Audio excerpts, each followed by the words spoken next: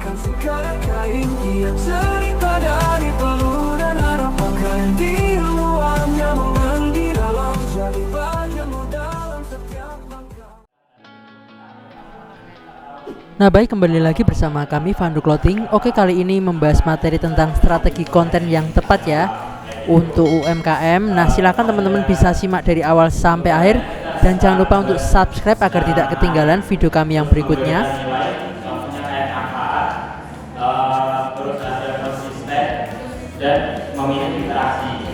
Nah, memiliki interaksi itu jadi nanti bapak sama ibu bisa kayak kirim survei, testimoni kayak gitu. Dan untuk konten-konten ini bisa disesuaikan dengan produk yang ibu miliki kayak gitu. Next, untuk jenis-jenis konten itu ada edukasi, storytelling, testimoni, dan promo. Untuk edukasi itu kita bisa tips-tips, contohnya semisal bawahnya ini terapi ya, terapi pijat. Nah kita bisa ngasih konten kita itu kayak edukasi, gimana sih memijat atau bagian mana yang harus dipijat misal kita capek atau kesleo. Nah itu kita bisa bagikan untuk sebuah konten. Jadi kan orang-orang itu bisa tertarik terus melihat kontennya. Oh bagian-bagian sini nih yang penting. Tapi kan semua itu ada tekniknya. Jadi yang dibagikan itu cuma tipsnya, ada tekniknya. Jadi kalau pengen misal ada gejala yang serius atau pekerjaannya itu kayak capek banget, nanti bisa ke profesionalnya ke saya, namanya gitu kayak kontennya. Terus storytelling itu ada proses produksi, semisal contohnya di sini kita pakai keripik pisang, itu kita bisa bagikan sedikit kayak gimana sih produksinya, terus biar jadi kita ngasih kontennya biar apa namanya audiens itu tahu bahwa kita tuh bersih, harus berkualitas, terus produksinya juga meyakinkan. Jadi kontennya kita bisa menarik pelanggan, kenapa mau beli produk kita kayak gitu. Contohnya ya tadi kayak kita sedikit untuk produksinya gimana, terus packingnya gimana. Jadi orang-orang tuh tertarik kayak oh di sini bersih sih, kayak terus menggunakan bahan alami dan tanpa pengawet kayak gitu. Kayak terjadilah secara kualitasnya. Seperti yang dijelaskan sama kamu tadi kayak kualitas harus kita jaga. Contohnya kontennya seperti itu. Kayak gitu. Saya tambah ya. Ini seperti demo produk, demo pembuatan proses produksi. Seperti menceritakan produk ibu bapak itu Proses bagaimana produksi. prosesnya. Ya. Jadi nanti ini setelah sudah jelaskan semuanya itu nanti. Saya nggak salah ini mas, saya nggak salah ini kita salah. Iya masih sih maju tuh. Aja deh maju. Ya. Lo jalan Jadi kayak gitu. tengok mas. Terus next. Nengok Nah, untuk membuat konten yang menarik, kita bisa menggunakan AIDA. AIDA yang pertama itu ada attention, interest, desire, sama action. Untuk yang pertama, attention kan kita mau bikin konten yang menarik. Nah, contohnya kita bisa menggunakan visual yang menarik. Kita bisa menggunakan kita harus tahu resolusinya berapa, biar gak ngeblur atau pecah itu gimana maksudnya kayak gitu. Terus interest, minat. Kita harus tahu minat dari audiens sosmed kita atau yang kita kelola. Jadi kita harus menyesuaikan minat mereka juga. Terus kita tahu konten apa yang harus kita buat. Terus yang ketiga ada desire. Desire berarti menunjukkan minat atau menunjukkan manfaat. Jadi konten kita itu bisa kayak edukasi atau infografis untuk memberitahu audiens kita tentang manfaat produk kita atau jasa kita. Itu apa sih yang membedakan dengan jasa-jasa yang lain atau produk yang lain. Terus yang terakhir itu action atau tindakan. Nah, di sini contohnya itu ngajak beli atau pas di akhir konten kita itu kita bisa booking sekarang di sini atau kayak ayo kunjungi stand booth kita kayak gitu untuk formula kontennya. Oke, saya tambah. Formula idea ini adalah konsep memancing pelanggan. Memancing atau FOMO. Ini untuk sosmed. Jadi Jadi gini, untuk kita menarik perhatian mereka di sosmed postingan kita itu visualnya itu menarik. Nah, itu juga ya, kita manusia, kita itu lebih tertarik kepada warna-warna yang cerah, kepada sesuatu yang menonjol gitu kan. Nah, itu menggunakan visual yang menarik untuk menarik perhatian orang pelanggan ataupun audiens kita yang di online. Oke, satu.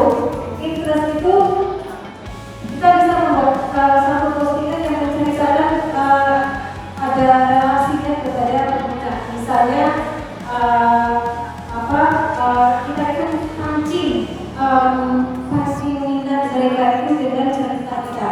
Misalnya tadi susu rempah, misalnya kayak dia sering pegel-pegel atau hati, ya sering pegel-pegel, kemudian cerita tentang orang itu. Misalnya mas ada satu keluarga nih, customer-nya kan.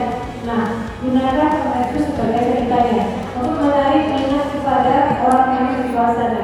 Jadi mereka baca, ini seperti apa yang saya alami ya. Tertarik, bagus, oke. Saya langsung takut produknya.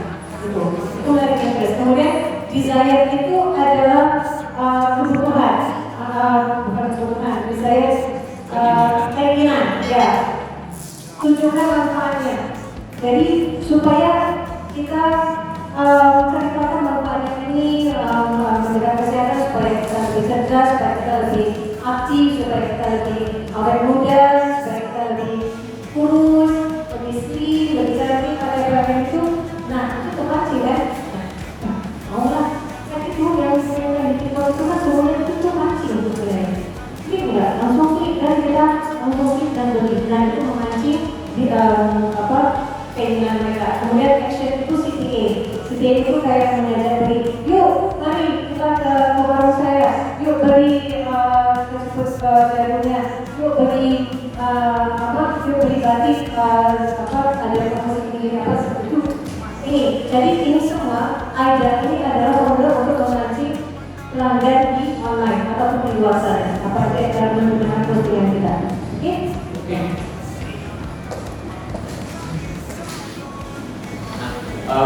Untuk platformnya, di sini ada Facebook, Instagram, TikTok, WhatsApp Business, Marketplace, sama Google Business. Nah, di sini bapak-bapak sama ibu-ibu bisa gunakan platform-platform yang disebutkan, terutama Facebook dan Instagram. Itu bagus untuk branding atau menunjukkan produk-produk kita, kayak gitu. Terus ada di TikTok, karena TikTok kan lebih formatnya kayak video, terus konten yang viral dan konten-konten yang ada orangnya, kayak kita storytelling kayak gitu. Terus yang ketiga ada WhatsApp Business. Di sini kan di WhatsApp Business ada marketplace-nya, jadi memudahkan untuk pelanggan itu buat milih produk kita kayak gitu.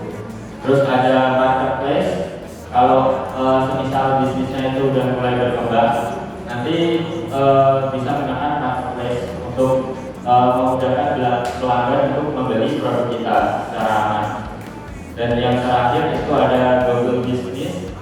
Di sini bisa contohnya itu bisa pakai Google Maps atau yang berbasis Google untuk rating dan pencarian. Kayak di search kita mau nyari makanan yang enak, yang mana. Nanti kan di Google bakal kasih rekomendasinya, nanti ada ratingnya.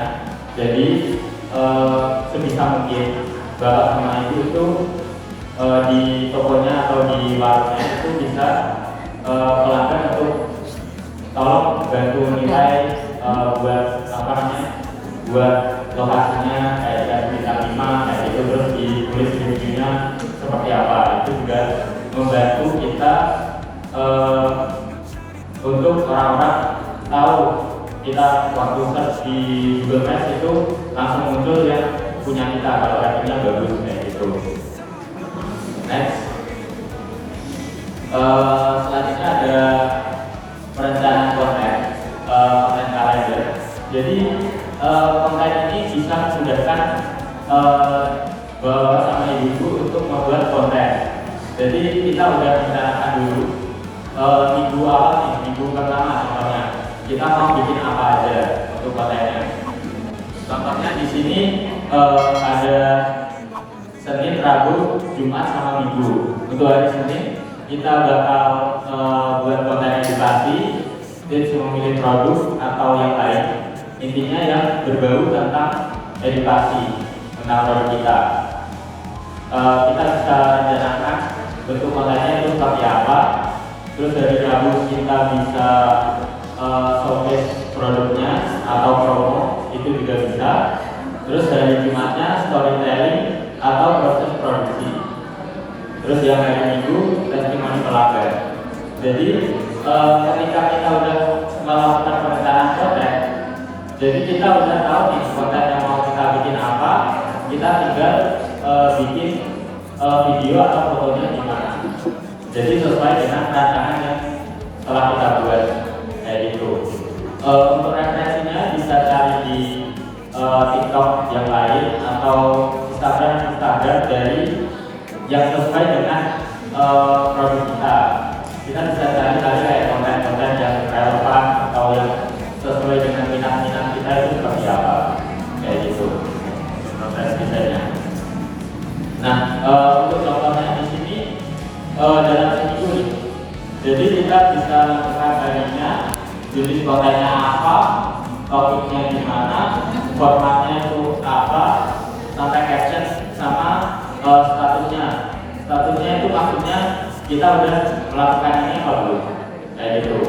Misal nih, contohnya di hari Senin kita ada edukasi. Nah, topiknya itu manfaat granola. Kita bakal bikin formatnya foto. Jadi kita bisa edit singkat tentang produk kita, terus kita kasih manfaatnya apa aja kayak gitu. Terus nanti bisa tuliskan captionnya apa, tinggal di posting. Kalau udah di posting bisa dicetak untuk konten kalendernya. Jadi di sini konten kalender intinya memudahkan dalam membuat konten yang mau dibuat. Dia mau buat foto, video, jadi kita gak usah bingung lagi kayak mau bikin apa di hari ini, mau bikin apa di hari selanjutnya, karena kita udah ada formatnya mau gimana kayak gitu.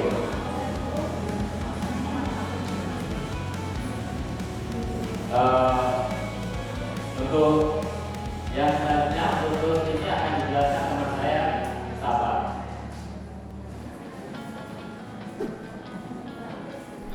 Nah oke, terima kasih buat teman-teman. Jangan lupa untuk subscribe agar tidak ketinggalan video kami yang berikutnya. Oke, terima kasih kawan.